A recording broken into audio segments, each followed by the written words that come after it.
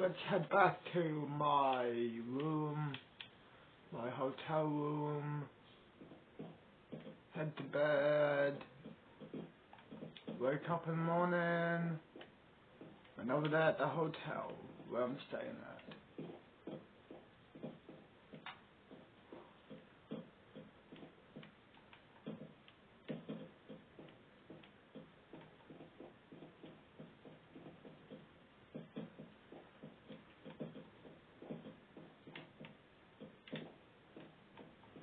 Here.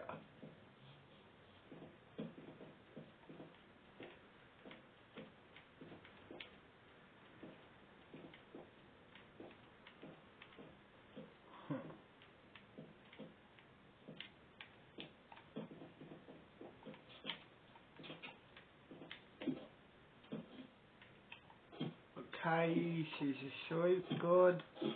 She's asleep, good. Now let's head to bed.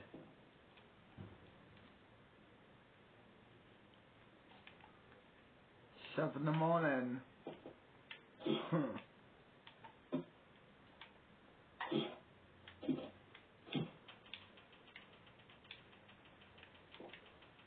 Another day at the vacation. Look at this beautiful view of the fucking, you know, the hotel. Push play. Tell me what to do. Have a joint for a day. May as well. Let her out of the tomb. She can harm us no more, I replied. And with averted faces, we set to our terrible task and laid her out upon the flags. Now, I said, read the burial service over the poor body, and then let us give it its release from this living hell that holds it. Reverently, the rector read the beautiful words, and reverently I made the necessary responses. And when it was over, I took the stake, and without giving myself time to think, plunged it with all my strength through the heart. As though really alive, the body for a moment writhed and kicked convulsively, and an awful heart-rending shriek woke the silent church. Then all was still. We lifted the poor body back, and thank God the consolation that legend tells is never denied to those who have to do such awful work as ours, came at last. Over the face stole a great solemn peace. The lips lost their crimson hue, the prominent sharp teeth sank back into the mouth, and for a moment we saw before us the calm, pale face of a most beautiful woman who smiled as she slept. A few minutes more, and she faded away to dust before our eyes as we watched. We set to work and cleaned up every trace of our work, and then departed for the rectory. Most thankful were we to step out of the church, with horrible associations, into the rosy warmth of the summer morning. With the above end the notes of my father's diary, though a few days later this further entry occurs. July the 15th. Since the 12th, everything has been quiet, and as usual, we replaced and sealed up the Sarah tomb this morning. The workmen were surprised to find the body had disappeared, but it took it to be the natural result of exposing it to the air. One odd thing came to my ears today. It appears that the child of one of the villagers strayed from home the night of the 11th, and was found asleep in a coppice near the church, very pale and quite exhausted. There were 2 small marks on her throat, which have since disappeared. What does this mean? I have, however, kept it to myself, as now that the vampire is no more, no further danger either to that child or any other is to be apprehended. It is only those who die of the vampire's embrace that become vampires of death in their turn.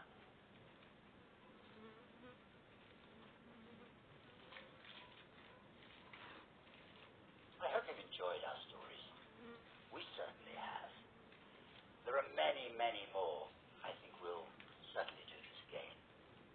worthwhile, have a...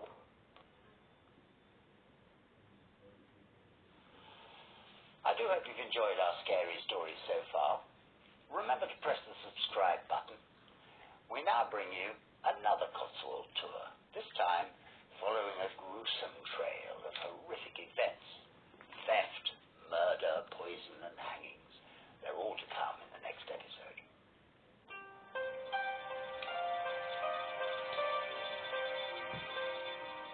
Hi there, I'm Robert Chupra, and welcome to the Cotswold Explorer's second Halloween special. This time, we found true stories of murder, corruption, deceit, and villainy, which demonstrate that under the cloak of beauty and peace for which the Cotswolds are famous, lurks a darker and more sinister truth.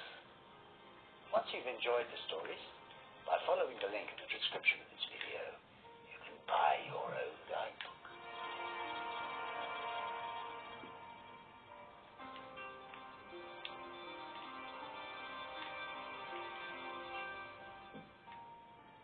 Regular viewers will know that we're normally accustomed to bringing you interesting insights into the history and heritage of the region.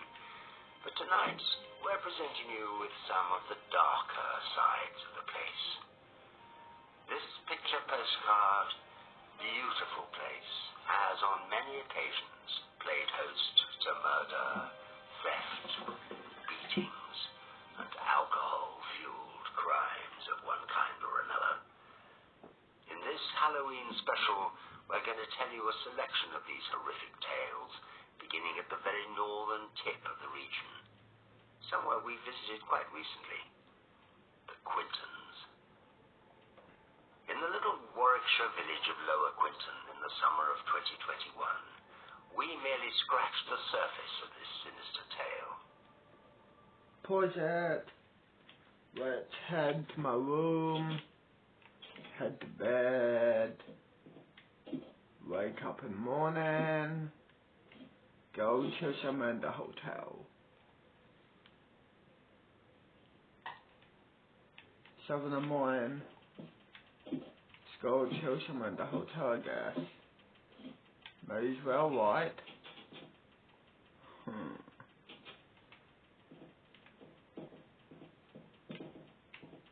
Not gonna jump down. I'm just gonna, oh, fucking shit. Lucky. Here we are.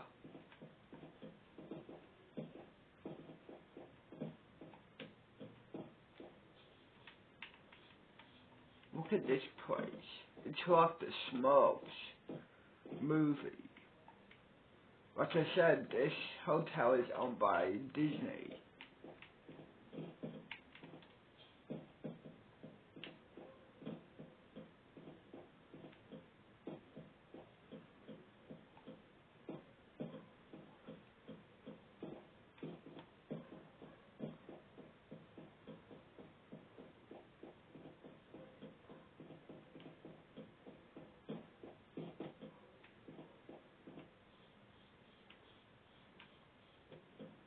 Let's go over here. Press play. The night of Valentine's Day, 1945, is a night long remembered in the Quintons. It was on that night that Charles Walton, a local farm labourer, was found murdered at the Firs farm on the slopes of Meon Hill. Even before this event, Meon Hill had been linked to many folklore stories involving devil worship. So it is perhaps fitting that such a gruesome event took place here. There is all kinds of speculation around the motive, including ideas as far-fetched as witchcraft and black magic. However, the residents of Quinton are renowned for their silence on the subject, and as recorded during a visit from the BBC some decades later, are tight-lipped to this day. We must tread carefully. Charles lived in a cottage opposite the church in Lower Quinton, renting it with his niece, Edie. Have a drink for the cottage is that. still there today, converted into one large property.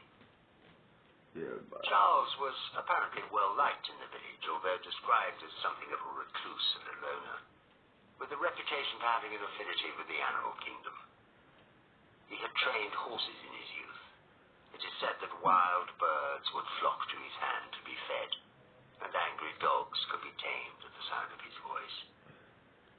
He was a countryman, through and through, familiar with many rural rituals and the ways of countryside. He was perhaps too familiar with it, for it is said that after seeing his strange abilities at work, some villagers believed him to be involved with witchcraft. When his body was found, his throat had been slashed by his own billhook, the implement with which he'd been trimming the hedgerows, and he was pinned to the ground by the neck with his own pitchfork. Witchcraft was certainly suspected, as a large cross was found carved into his chest. Previous cases have documented that people have murdered those they believe have put them under a spell. A cross carved into the victim was a sign of the person taking their revenge. To add to the witchcraft connection, during the investigation, a police officer found a book entitled Folklore, Old Customs and Superstitions in Shakespeare Land, written in 1929 by J. Harvey Bloom. A passage in the book tells of a Charles Walton who had died in 1885, 60 years before our victim, after seeing a foreboding ghost. As a result of this discovery, rumors started to circulate suggesting that because of his alleged involvement with witchcraft, the more recently killed Charles Walton was the same man as the earlier victim. It was a notable case even at the time, and one of the most distinguished policemen in the country was called in to lead the investigation. Chief Inspector Robert Fabian of the Yard. However, despite his best efforts, the crime has never been solved. He had his suspicions, but he could prove nothing. Years later, though the event of that Valentine's Day remains fresh in the minds of the villagers, they were unquestionably tight-lipped. In the 1970s, the BBC nationwide program visited here in an attempt to discuss the case. But we hear tell that when they went to the local pub in Lower Quinton to interview the locals, the place suddenly emptied of customers, and no one would speak to them. Surprisingly, Charles Walton doesn't seem actually to have a grave in the churchyard. All that can be found is a small headstone with the initials marked CHW. This seems odd, but one theory has been suggested that it was destroyed by a relative who became upset by the media attention and the journalists who constantly visited the grave on the anniversary of his death. There are a number of footpaths around Meon Hill, so if you'd like a walk, don your walking boots and explore for yourself. If you choose to follow his path, tread carefully. From here we move south, back into the more familiar central Cotswolds, arriving first at the wonderful village of Chiving Camden. Our story here is from the early 19th century, the year 1835. This is an unusual crime, because the criminal doesn't meet the usual stereotype. Harriet Tarver was just 21 when she committed her act of willful murder. She was a young mother with a perfectly decent record, living in Sheep Street. Her parents were both local, her father an agricultural worker by the name of William Tracy, and her mother, Sarah. Harriet was married at 19 to the 24-year-old Thomas Tarver. She had been to school and could read a little, but couldn't write at all. She worked by her husband's side as a labourer. In September 1834, the couple had had their first and only child, a daughter they named after Harriet's paternal grandmother, Anne. They lived a normal working-class life in Chiving Camden, attracting little attention, until one day, December the 11th, 1835, Thomas died very suddenly. He was young, fit, and apparently healthy, so given that it was such a small community where everybody knew one another, it wasn't long before rumors of foul play and murder started to circulate. A few days after Thomas's death, on the 15th of December, an inquest was started. The inquest was not initially presented with any evidence of foul play, but it was adjourned for a week, and during this time, arsenic was discovered in Thomas's stomach. A couple of witnesses came forward to say that they had seen Harriet Tarver purchasing arsenic from a shop. They couldn't think why she would need it, but equally, why she would want her husband dead. The inquest jury, after some considerable discussion, returned a verdict of willful murder, and the trial took place on Friday the 8th of April, 1836. On the day Thomas died, he had gone to work at the Noel Arms in Chiving Camden as normal, leaving the house at around 4 a.m. It was shortly after his arrival that he began to complain of stomach pains. He was sick several times, and by the afternoon, he was dead. A few days prior to this, Harriet had bought some rice pudding, and on the day Thomas died, she had given it to him for breakfast. It was in this pudding that she had hidden the arsenic. As she had been seen by several people buying the arsenic, it was rash of her to think she could administer it without question. Not the sharpest knife in the box, perhaps. Have another joint. She didn't think through the consequences. A post-mortem was carried out on Thomas, and the arsenic was easily identified in his stomach. In fact, the coroner, Dr. Thompson, said he had never seen a stomach in such a state. It was as a result of these findings that Harriet Tarver was convicted of murder. Poison the gas. Head back to the hotel area. Head to bed, you know. Another day at the vacation.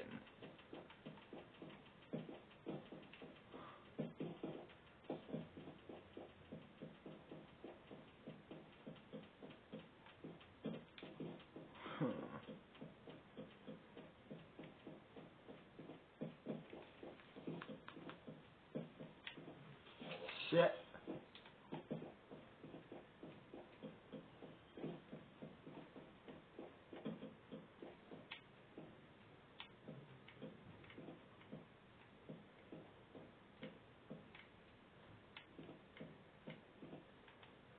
Shit.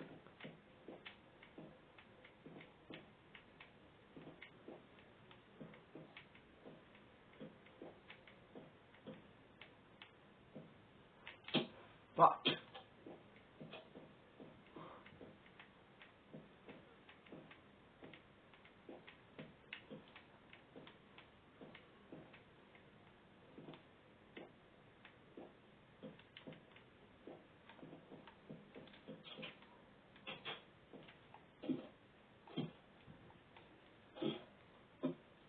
Here we are.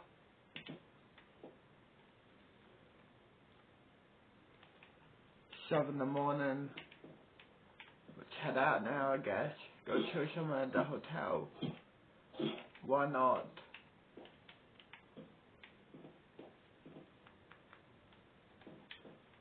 Let's go downstairs.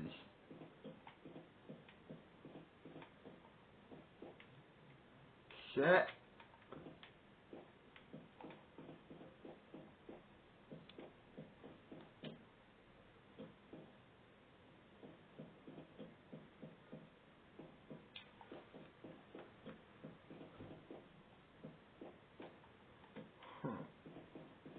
Let's go chill. Here will do.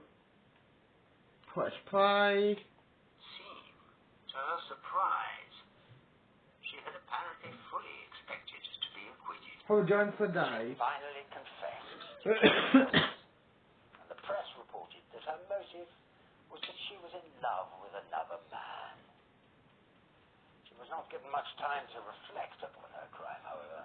The day after her trial, on the 9th of April 1836, she became the youngest woman in 19th century Gloucester to be hanged by the neck until she was dead. The verses published in the broadsheets to celebrate her execution read as follows. Good people, all I pray attend after these lines that I have penned. A criminal confined I lie, my crime is of the blackest dye.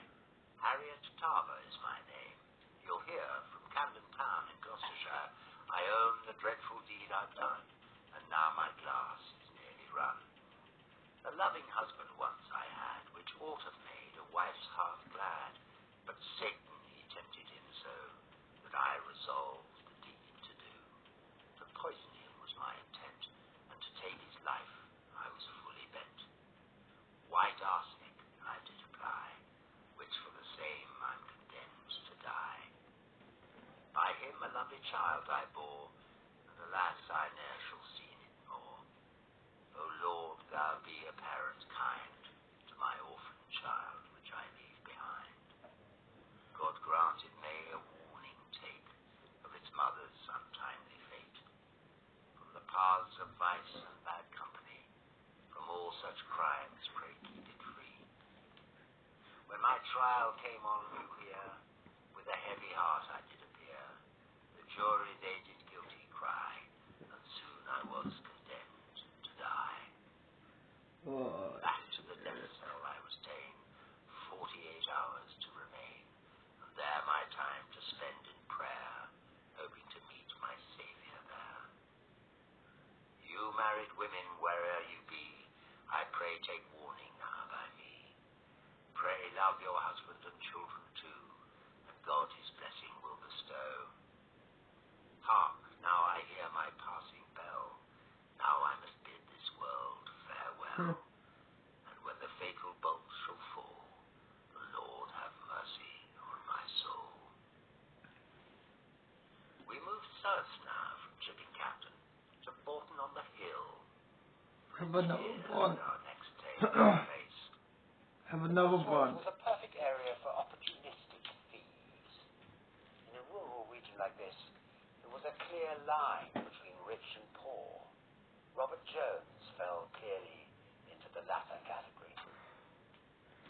He regarded anyone wealthy than himself as fair game, and his last victim was a man called Stephen Matthews. Stephen was a farmer from Finchwick, a village not far from Bolton on the Hill. He was known in the local community to be very wealthy. He regularly passed through here on his way to Evesham Market, where he sold his livestock. One day, on Monday the 21st of May, 1767, having made the then large sum of £200, he got on his horse and started to ride the distance back home, which was about 15 miles. He took roads which can be taken today, what is now the A44 from Evesham to here at Bolton on the Hill, and then over the Bolton Downs, down narrow winding tracks to his home. His route would be well known to locals, including the criminal Robert Jones. In the 18th century, on horseback and in the dark, this route must have been distinctly scary and atmospheric. Highwaymen were known to frequent these kinds of tracks, but Matthews knew the area well and probably felt safe in such familiar territory. Robert Jones took advantage of this and lay in wait on the route to Hinchwick, hiding in some grass on the roadside, watching for Matthews to pass. It is unclear precisely what happened at this point, but it proceeded in as violent a manner as one might expect. One version of events suggests that as Matthews approached, he stopped to relieve himself on the grass verge, this making Jones's job easier. As Matthews remounted his horse with one foot in the stirrup, Jones rushed him and hit him on the head with a wooden paddle. He continued to hit him as he fell to the ground, and then robbed him of 17.5 guineas. Matthews' body was found the following day with many injuries, suggesting gratuitous violence on Jones's part, encouraging the belief that this was a premeditated murder. Reminded of a story about a young Mercian king, So told join. by our normal literary companion, No Herbert one. Evans. I think this is the story I'm going to tell you next. On the death of Kenulf, king of Mercia, in 822, his son Kenulf, a boy of 7 years, succeeded to the throne of Mercia. Winchcombe was then the royal residence, and there the little king began his reign under the guidance of his tutor, Aspervert. Fortunately, or unfortunately for him, he had an elder sister, Quenried, who cast envious eyes. Let's head to bed. Wake up in the morning. Another day at the hotel area.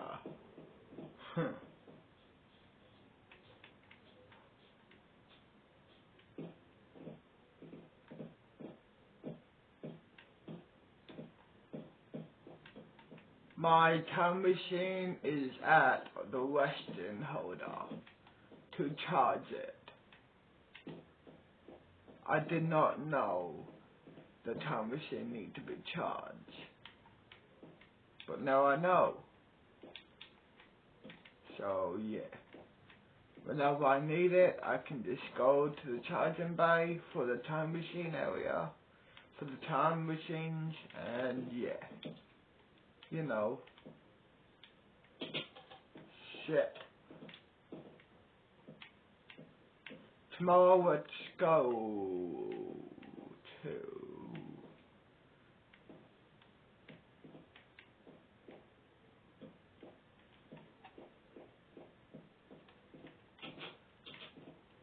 let's go and visit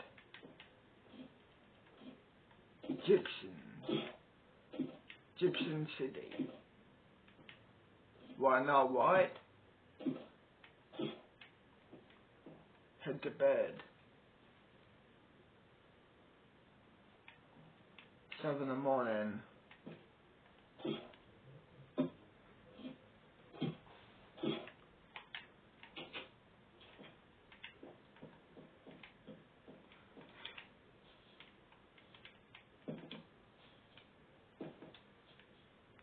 Go down here.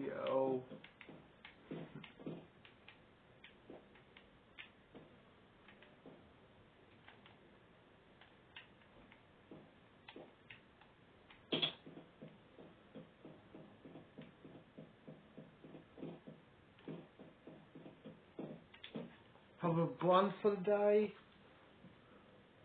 Then walk to the Gibson City. Down the street. Why not go to Egyptian City? Matter of fact, let's go to the Greek City. That way is Egyptian City, Greek City, or Greek Town, or Greek Village. So yeah, let's walk to the Greek City down there.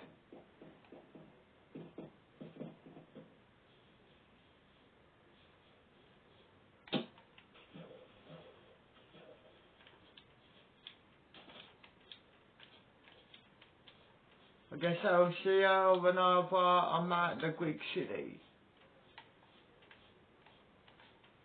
Greek City is down there, so I'll see you when I'm at the Greek City, I guess. Shit.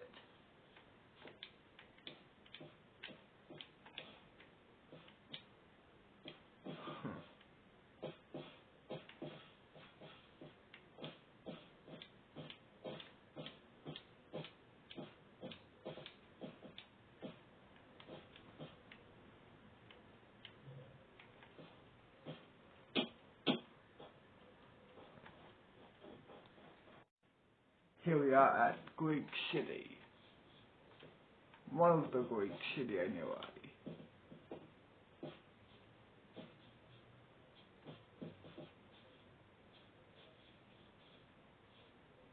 Let's have one somewhere.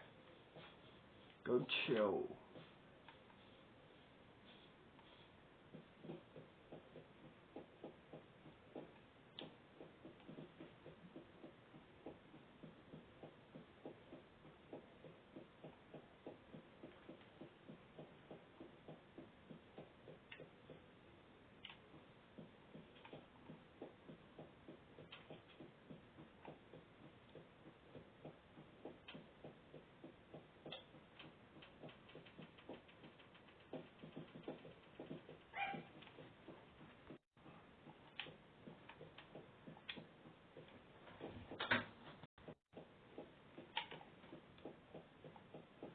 go chill somewhere.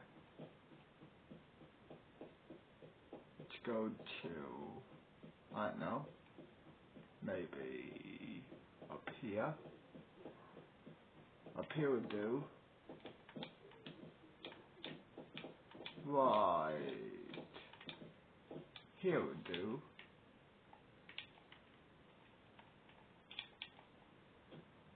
Press play. One notable Have encounter another join.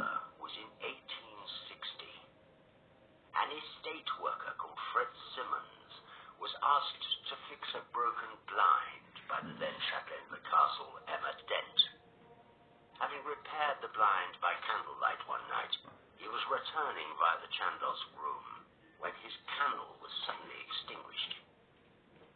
This was shortly followed by a woman rushing past, who we assumed at the time to be Mrs. Dent. However, upon speaking to the castle housekeeper, one Mrs. Bayliss, he discovered that no other person had been upstairs at the time. Fred confessed that sometime before the incident, he had taken a tooth from Catherine Parr's coffin. To quote his notebook, could it be so that the ghost of Catherine was permitted to roam over those old precincts, making night hideous, and to fill with awe those who had been guilty of robbing the dead? Unsurprisingly, he was urged by his wife to return the tooth to the coffin. Suggested that she had a holiday romance at the castle, and the barn is where she met her lover. Perhaps a more cheery note to finish on. Creativity. It comes. Let's do it all night. Why not? It's land. Just outside Winchcombe, we find Hales Abbey. We visited here in episode 3 of Exploring the Cotswolds. Built in the 1240s by Richard, Duke of Cornwall, younger brother of Henry III, there have been sightings of phantom monks wandering amongst these ruins, and if you listen carefully, you may hear the sound of their chanting, particularly after dark. Continuing up the western escarpment, we're heading for the village of Broadway, and the unusual folly, the Broadway Tower. The tower itself is not home to any ghoulish tales, but there is one story from the village. During the Reformation, destruction of churches took place across the country on a huge scale. A set of ancient bells from the church in Broadway was said to have been hidden at Middle Hill, a couple of miles away, in order to save them from destruction. These bells were apparently never recovered. Despite this, the ringing of distant church bells can sometimes be heard in the village, emanating from the nearby slopes of Middle Hill. They were reportedly at their loudest during the Second World War, when bell ringing was strictly prohibited. Another story tells of a local villager, Ephraim Rolfe. He was described as a gentle soul with a limited intellect, very much at one with children and animals. He earned a small living as a bird scarer in the local fields. One night, he met a violent end. As dust settled on the field in which he was working, the local squire, mistaking him for a poacher, shot him dead like St. James's Church, which is home to our next ghost story. Let's pause at the gas and go to somewhere else. Go walk around. Greek city. One of the Greek cities, anyway.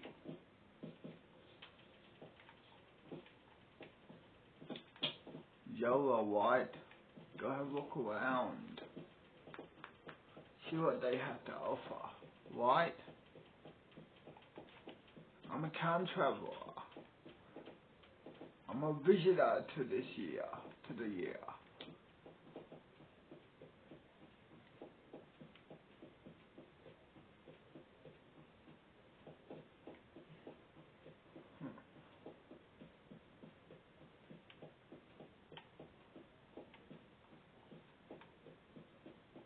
She's beautiful. How do I get up there? Because I want to chill up there.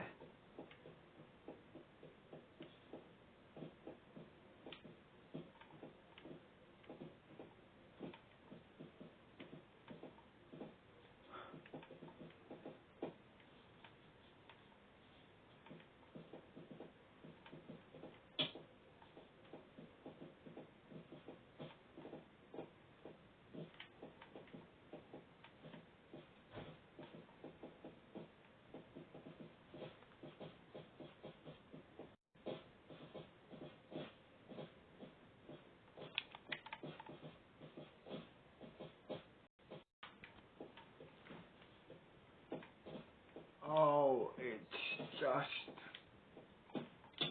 a river.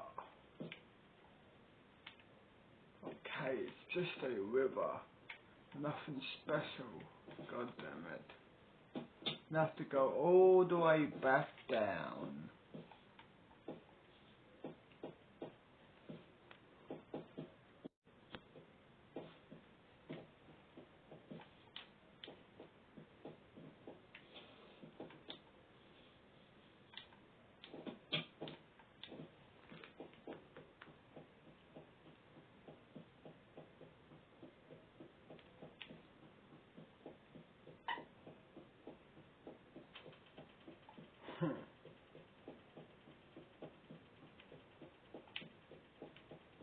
Let's go to here. Press play. Oh, join another one. It's that of Juliana Gainsborough, and is interred in the family vault. Anyone who touched it was said to drop dead within a week. During the 19th century, an agent visited the vault during an architectural inspection. A gravedigger warned the agent of the dangers of touching the coffin, but he chose to ignore the superstition. Sure enough, he fell ill the very next day and died the day after. Hi, I'm Kate Blanchett. And I'm Danny Kennedy, and this is our new positive Audible original podcast. Been a very great...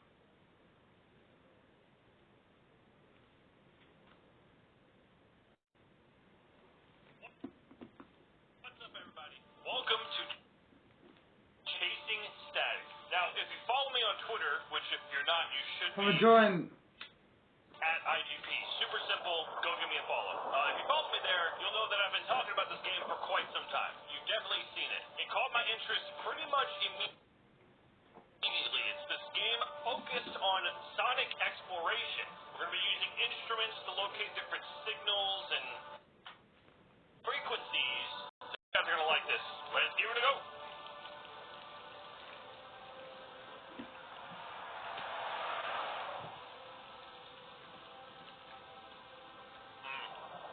You know, when I was a kid, I was told that those could potentially ignite the gas tanks in cars and blow cars up. So every time someone would do that, I would freak the fuck out.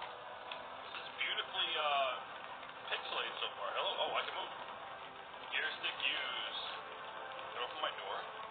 No, I can't. Okay. Headlights? Wait, no, leave them on, dude. You're driving. What the? Oh, right. I'm in Wales. Right. They drove on the right side of the car. Glove box. Yeah, what's in that? Road map? Oh, don't read while you're driving, dude. Alright, I got it.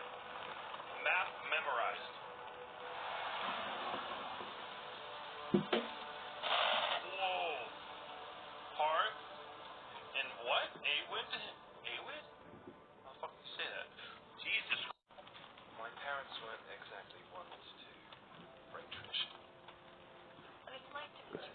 Go to Bond. I used to know someone called Anira. It means winner, right?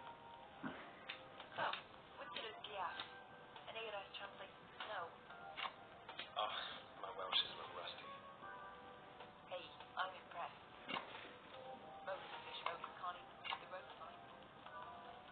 Well, neither can I, apparently. I